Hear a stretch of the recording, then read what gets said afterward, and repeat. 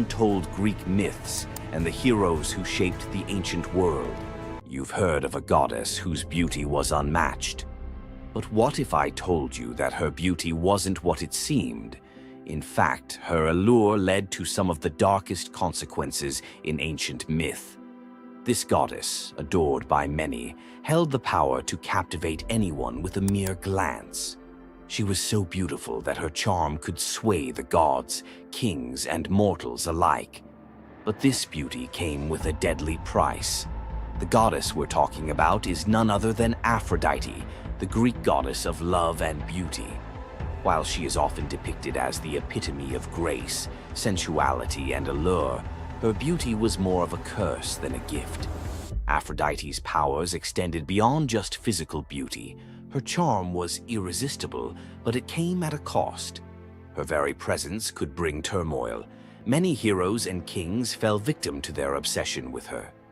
Take Paris, for instance. His decision to choose Aphrodite as the fairest of the goddesses set in motion the events that led to the Trojan War. His desire for her beauty caused the death of thousands and the fall of Troy. But Aphrodite's beauty didn't just destroy men, it could break gods too. The tale of her and Ares, the god of war, exemplifies this. While Aphrodite was married to Hephaestus, the god of blacksmiths, her passionate affair with Ares led to chaos among the gods. Her beauty wasn't just about attraction, it caused jealousy, betrayal, and ultimately destruction. Despite her dazzling appearance, Aphrodite was also a figure of deceit and destruction, proving that beauty, when it holds such power, can be dangerous. It's no wonder the ancient Greeks warned that appearances can be deceiving. Aphrodite's beauty may have dazzled the world, but her story teaches us that sometimes what's on the surface can mask a much darker reality. So, was Aphrodite's beauty a blessing or a curse? The myths suggest that beauty, when wielded by the gods, is never what it seems. If you want to uncover more hidden truths about gods and goddesses from the ancient world, hit that subscribe button. There's so much more to explore in these captivating stories of the past. Imagine having a wish so powerful that everything you touch turns to gold. Sounds like a dream, right? But for King Midas, this dream turned into a nightmare. Let's dive into his tragic story. Once upon a time, King Midas ruled over a prosperous kingdom known for his wealth and opulence. But Midas wasn't just content with riches. He wanted more. He wished for the ability to turn anything he touched into gold. One day, the god Dionysus appeared before him and, impressed by Midas's devotion, granted him the wish. At first, Midas was overjoyed. Everything he touched, his food, his treasures, his furniture, transformed into gold. His wealth grew beyond imagination, and his joy knew no bounds. But soon, Midas realized the curse of his wish. He touched a rose, gold. He touched his food, gold. Desperate for a meal, he tried to drink water, gold. In horror, Midas realized that even his daughter, whom he loved dearly, turned into a lifeless golden statue when he touched her. Furious with the consequences of his greed, Midas begged Dionysus for mercy. The god, seeing the king's suffering, told him to wash in the river Pactolus. And in that moment, Midas's golden touch was taken away. The river's waters, now imbued with Midas's curse, carried gold downstream, forever tainting the land. King Midas's story is a reminder that greed often blinds us to the consequences of our desires. His once prized gift became his greatest curse, teaching us that not all treasures are worth the price. If King Midas's tale of power and greed left you thinking, make sure to subscribe for more epic Greek myths and their timeless lessons. Stay tuned for more stories of fate, love, and the gods' wrath. Imagine a woman so terrifying that a single glance from her could turn anyone into stone. Medusa, a name that echoes through history as a monster, a villain, and a symbol of pure horror. But what if everything you thought you knew about her was wrong? Medusa wasn't always a monster. Her story is one of betrayal, injustice, and a curse she never deserved. She wasn't born a villain. She was made into one by the gods themselves. But even as a victim, she found a way to turn her tragedy into power. Today, we'll unravel the myth of Medusa and discover the deeper truth behind her story. From her tragic origins to her transformation into a feared Gorgon, to her epic confrontation with Perseus. This is the tale of Medusa like you've never heard it before. Long before the snakes, before the curse, Medusa was a mortal woman of extraordinary beauty. She wasn't born a monster. She was born human, the daughter of the sea gods, Phorcys and Ceto. While her sisters, Stheno and Euryale, were immortal Gorgons, Medusa stood apart as the only mortal among them. But it wasn't her mortality that set her apart. It was her beauty. Medusa's golden hair, radiant complexion, and striking eyes captured the attention of everyone, even the gods. She served as a priestess in the temple of Athena, goddess of wisdom and war, vowing to remain pure and devoted to the goddess. This is where her life took a tragic turn.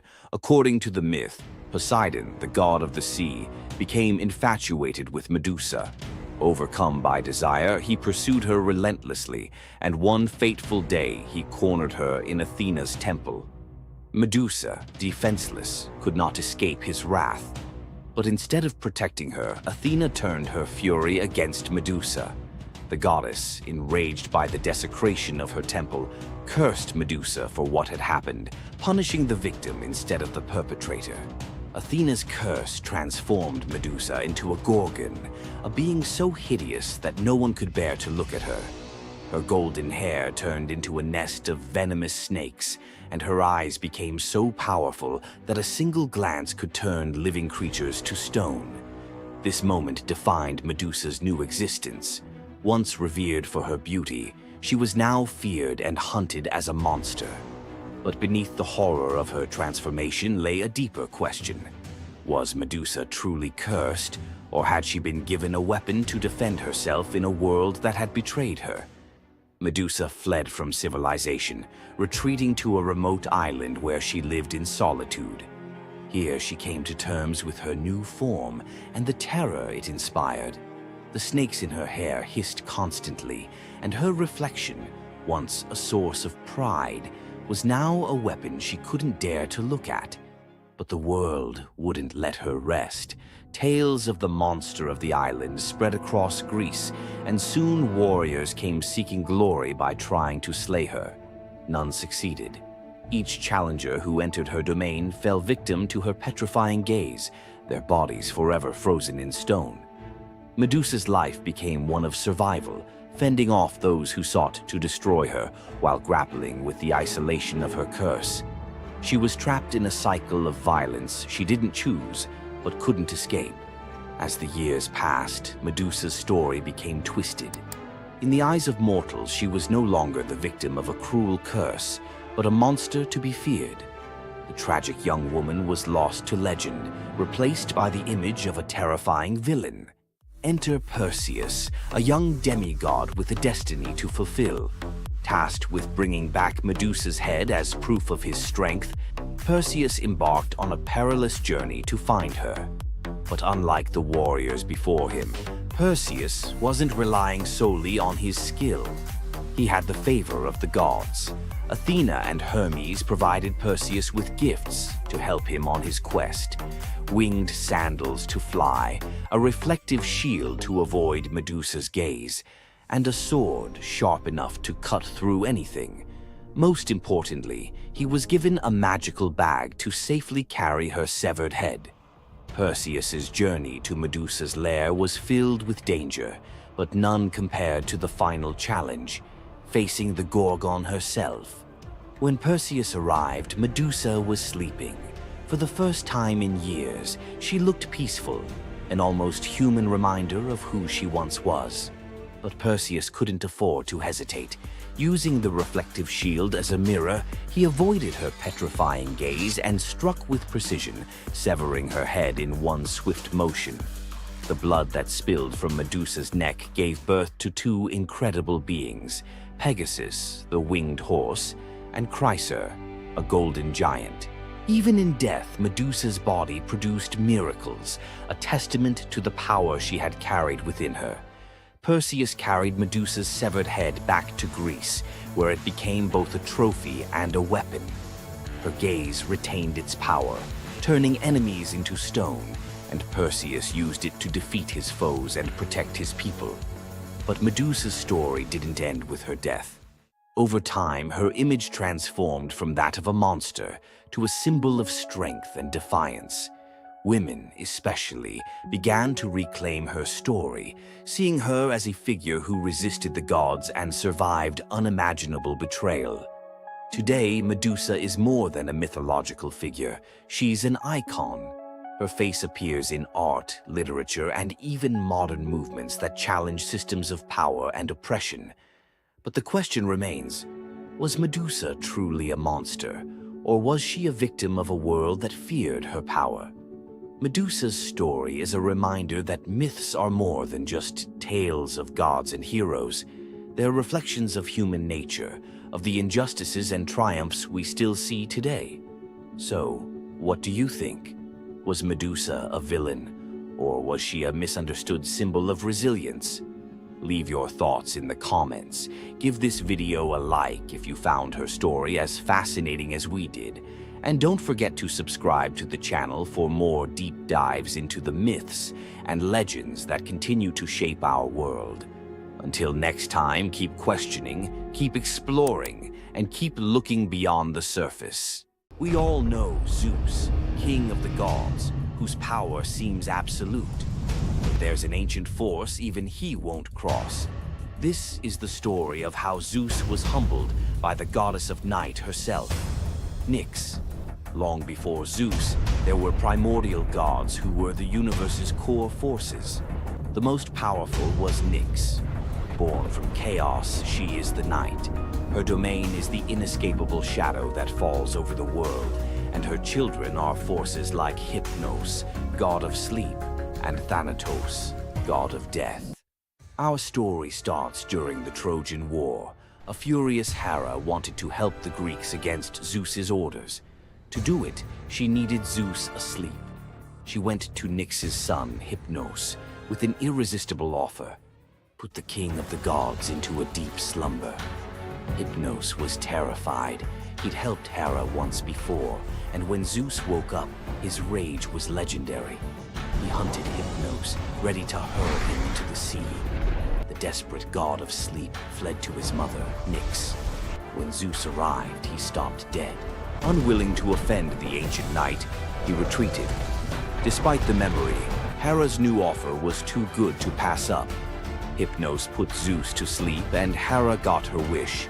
But this story from Homer's Iliad isn't about the trick. It reveals Zeus's deep, reverent fear of offending night. Nyx's power isn't about force. It's her very essence, a cosmic order he dared not challenge. The clash between Zeus and Nyx wasn't a battle of thunder and shadow, but of authority versus primordial power. Nyx's presence alone was enough to remind Zeus that even he has limits. The brilliant order of the day must always give way to the profound mystery of the night. If you enjoyed this trip into mythology's shadows, like this video and subscribe for more. Comment below on which primordial deity you want to see next. Centaurs, half man, half horse, heroes or savages? Think you know the full story? Wait until you uncover the darker side of these iconic creatures. Watch till the end to discover what ancient myths don't tell you about the centaurs. In Greek mythology, centaurs were seen as both wild and noble beings. They were often depicted as powerful warriors, famous for their strength and skill in battle. But what if the truth behind them was far more sinister than anyone imagined? While some centaurs, like Chiron, were revered for their wisdom and kindness, many others were violent, uncontrollable creatures. These savage centaurs were known for their drunken brawls and uncontrollable rage. The most infamous event? the Battle of the Lapiths and Centaurs, where they fought against the Lapiths during a wedding feast, leading to a massacre of both men and women. Their brutal behavior was more than just a mythological tale. It symbolized the chaos that could occur when civilization collided with the wild, untamed forces of nature. But why did the Greeks depict centaurs this way? Was it a cautionary tale about the dangers of unchecked power and savagery, or a deeper reflection on humanity's struggle between reason and instinct? The darker truth behind the centaur myth might just hold the key to understanding the wild, primal side of ancient Greek culture. Centaurs are more than just mythical beasts. They represent the conflict within us all. If you're fascinated by the hidden truths of ancient myths, don't forget to subscribe for more dark stories from Greek mythology. Every Monday you log on.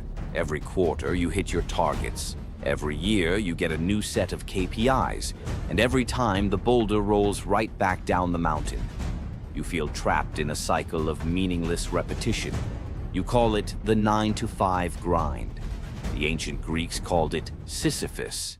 Sisyphus was not a hero. He was a master manipulator, the most cunning king in all of Greece.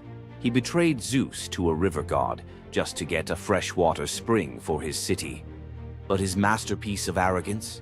He cheated death itself.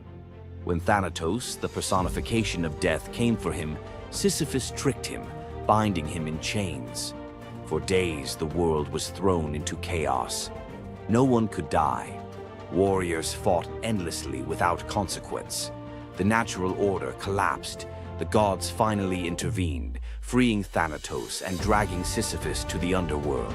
But even here, Sisyphus had one last trick.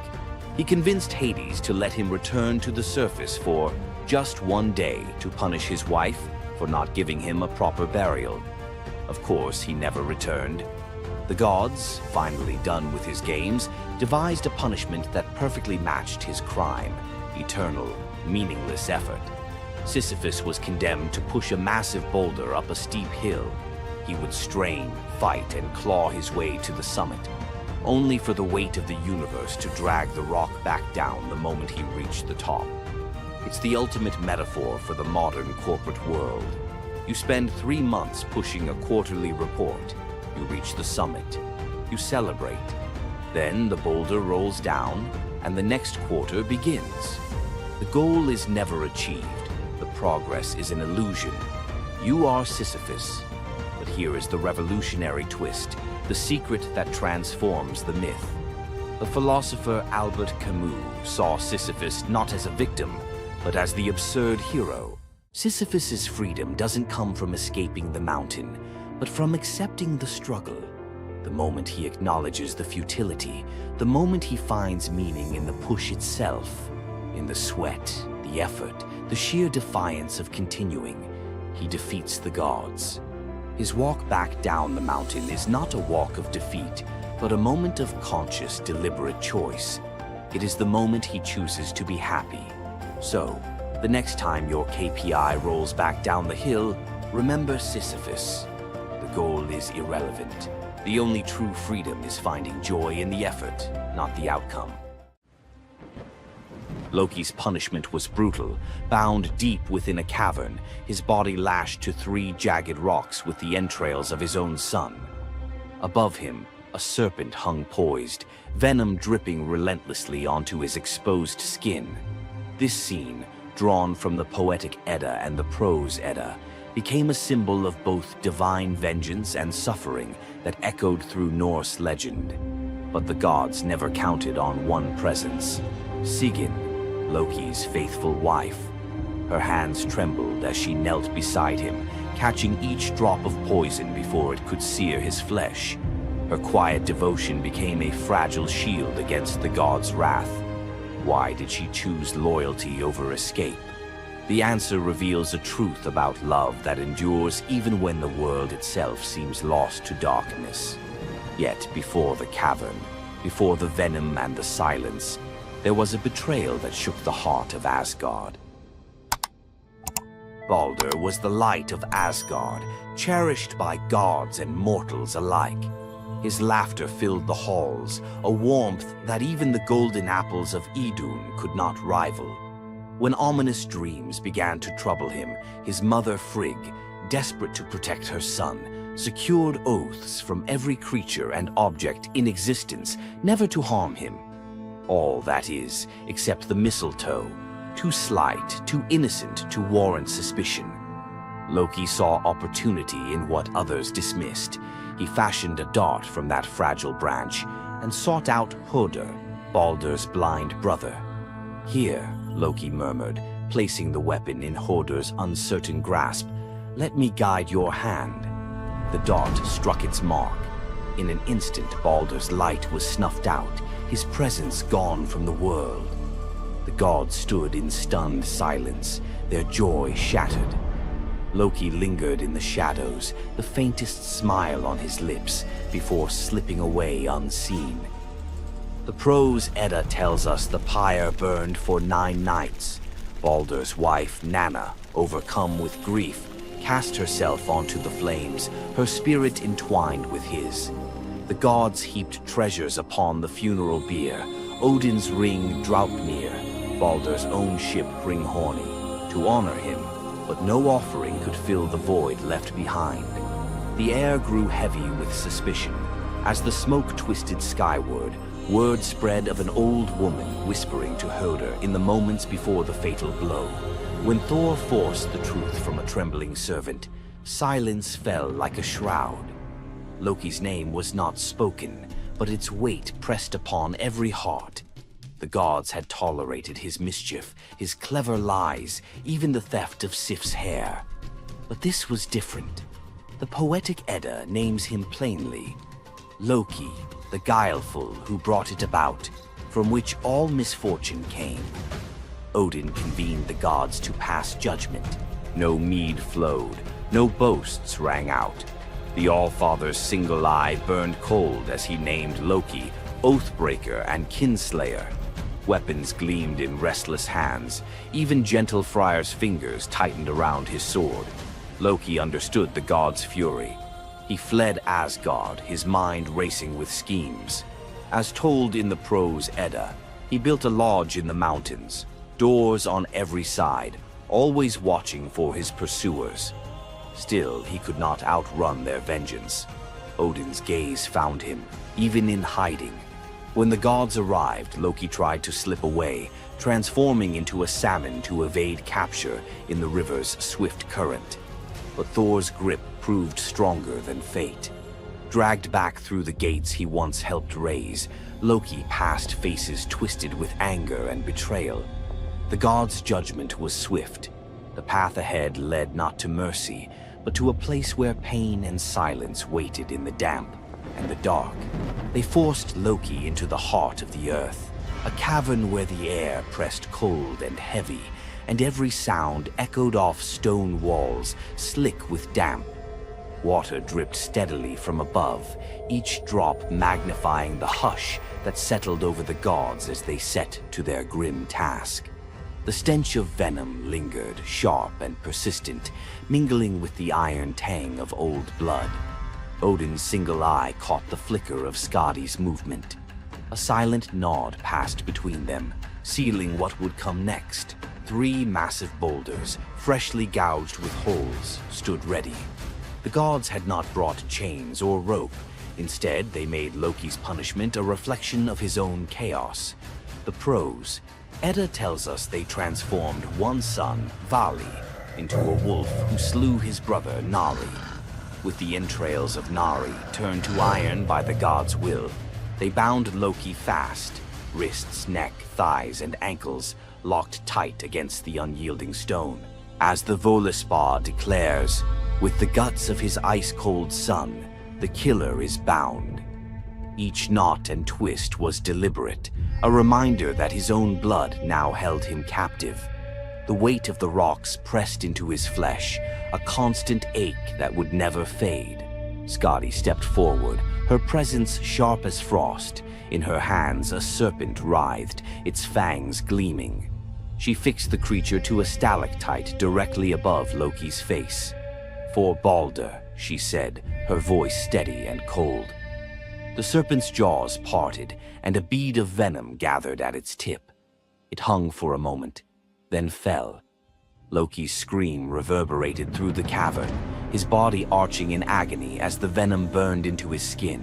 The pain was relentless, searing into bone, and the world above felt its echoes, earthquakes shaking Midgard, rivers shifting, the roots of Yggdrasil quivering. The gods watched in silence, their faces unreadable. Justice, they believed, had been served. As the serpent's venom continued its slow assault, the rhythm of torment became all-consuming. The next drop formed, poised to fall. Then a figure emerged at the edge of the chamber, a woman, silent, a wooden bowl cradled in her hands. Sigin's arms were blistered, her sleeves stained, but her grip was unwavering as she stepped into the circle of pain. The cavern held its breath. Sigyn knelt, her presence a quiet defiance. The venom hissed into the bowl, wood darkening with each drop. The gods turned away, their judgment complete, but the story within the cavern was only beginning. The bowl rested in Sigyn's hands, its wooden sides polished by hours of silent endurance. She knelt on the cold stone, skirts bunched beneath her, and waited for the serpent's venom to fall. The first drop struck with a hiss, a thin wisp of smoke curling up as Loki's breath caught in his throat. She kept her gaze fixed on the bowl, her resolve anchored by the rhythm of her task. Time unraveled in the cavern, marked only by the relentless cadence of the venom. Drip, catch. The liquid sizzled as it struck the wood, the heat seeping through Sigyn's calloused palms. Each shift of her grip was subtle, a quiet adjustment to keep the bowl steady as her arms ached. Above, the serpent's shadow twisted over the stone, its coils unmoving, its venom gathering in slow, deliberate drops. Loki whimpered, bracing for pain that had become his constant companion. The sound of his dread was sharper than his cries. The air hung heavy with the stench of scorched flesh and the metallic sting of poison. The darkness pressed in, broken only by the faint glimmer of Sigyn's tears as they mixed with venom in the bowl, each drop a testament to her resolve. The silence between drops was punctuated by Loki's ragged breaths and the distant echo of water dripping from the cavern walls. Sigyn's world narrowed to the weight in her arms and the threat above. The bowl filled, the venom rising perilously close to the rim. Sigyn's muscles trembled, but she did not let her grip falter. When at last the bowl brimmed, she had no choice but to turn away. In that brief moment, as she emptied the venom onto the rocks, Loki's body convulsed, his scream raw and unrestrained. The poison ate into the stone, leaving blackened scars as Sigyn hurried to wipe the bowl clean and return to her vigil. For time beyond reckoning, Sigyn remained. The myth offers no window into her thoughts, only the image of her kneeling, unwavering as Loki's mind splintered under the weight of his agony. Was she remembering laughter in sunlit halls, or simply unable to imagine leaving him alone in the dark? The venom's rhythm never changed. The bowl would fill. Loki would suffer. Sigyn would endure. In the hush that followed each scream, a question lingered, one that neither gods nor mortals could answer. Love in the dark was never simple. While the gods turned away, Sigyn remained, her presence reshaping the meaning of Loki's punishment. His betrayals had echoed through Asgard, yet her loyalty was a force the gods never expected. The Eddas offer no window into Sigyn's thoughts, recording only her actions. Blistered hands, a steady bowl, venom caught before it could sear flesh. This silence leaves space for us to wonder. Was it love that held her there, or a deeper sense of duty, something older and more enduring than the gods' own laws? Loki, once the master of deception, now depended on the mercy of the one he had so often left in the shadows. When the bowl overflowed and Sigyn turned away, each drip crept like fire through him, twisting his features in agony. His eyes, when they met hers, flickered with both gratitude and resentment. He needed her. but the venom's torment mingled need with bitterness. Still, Sigyn returned every time, catching the next drop before it could fall. The myths do not say what passed between them in those moments, only that she stayed, her resolve unbroken. Scholars often call Sigyn the embodiment of loyalty, the ultimate symbol of spousal devotion. Yet, her sacrifice was more than an act of love. It was a quiet rebellion. By kneeling in the cavern, she defied the gods' vision of justice. Odin had crafted Loki's punishment to be absolute, to break him alone in the dark. Sigyn's refusal to abandon her husband became a shield, her presence a silent protest that denied the gods complete victory.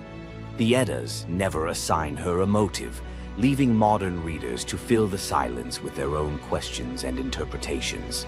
Was her endurance an act of compassion or a challenge to the order imposed by the gods? Each drip marked the passage of time, each bowlful a measure of suffering and steadfastness. Loki's laughter, once quick and sharp, faded into broken gasps. His words, sometimes curses, sometimes pleas, found no purchase. Sigyn's hands grew raw and ruined, but she did not falter. The cycle of pain and mercy continued, unbroken. In the end, it was not just Loki who endured the gods' punishment. Sigyn's vigil transformed it, turning isolation into a shared ordeal. In the darkness, her silent defiance and unwavering love became part of the myth, a testament to the power of presence, even when the world has turned away. Sigyn's vigil stands as one of Norse myth's quiet marvels, a steady presence in the shadows, her strength measured not in battle, but in endurance beside the one the gods condemned. As Loki writhed beneath the venom's relentless burn, Sigyn's hands never wavered. The Eddas remember her not for words or deeds of glory, but for the silent rhythm of her care. Her story reminds us that sometimes love endures in darkness. Sigyn's vigil continues until the twilight of the gods, Ragnarok, whenever that may come. Would you have stayed? If Sigyn's silent strength moved you, let us know in the comments or share your favorite Norse hero below. Thor, the thunder god, woke up to find his greatest nightmare had come true. Mjolnir, his mighty hammer that could level mountains and control lightning itself, was gone. Without it, the thunder god was powerless, vulnerable, and mocked. The weapon that defined his very identity as protector of Asgard had vanished without a trace. But what happened next would humiliate him more than any defeat in battle. To get his hammer back, Thor would have to do something that went against every fiber of his warrior identity. You won't believe the disguise he ends up in. It all began on what should have been an ordinary morning in Asgard. Picture Thor reaching for the leather grip that had been at his side for countless centuries, his fingers closing around nothing but empty air. The spot where Mjolnir should rest felt cold and wrong, like a missing tooth that your tongue keeps finding. Thor's morning routine, as predictable as sunrise over Asgard's golden halls, shattered in that single moment of realization. The hammer forged by dwarven masters, the weapon that could summon lightning and level mountains, had vanished without so much as a whisper of sound. The initial shock hit Thor like a physical blow. His hand remained suspended in space, still reaching for what wasn't there. Then panic crept in, cold and relentless. He let out a blood-curdling roar of sheer rage, the whole palace trembling. Without Mjolnir, he was powerless, vulnerable, and mocked, stripped of the weapon that made him Asgard's primary defender. The enemies that prowled the borders of the Nine Realms knew about his mighty hammer. They counted on Thor's strength to keep them at bay. Now that strength was gone. Word spread through Asgard's halls faster than wildfire. The other gods gathered in emergency council, their faces grave as they grasped the full scope of the crisis. Odin's ravens had brought no news. The watchmen at the gates had seen nothing. Mjolnir had simply disappeared, as if it had never existed at all. The assembled gods understood what Thor's loss meant for their realm. Asgard stood vulnerable, its greatest protector reduced to a shadow of his former self. Loki stepped forward through the crowd of worried gods, his familiar, cunning smile playing at the corners of his mouth. He offered to investigate the theft using his shape-shifting abilities, volunteering to venture where other gods could not go undetected. The council accepted his proposal immediately, desperate for any lead in their search. Thor watched his brother prepare for the mission,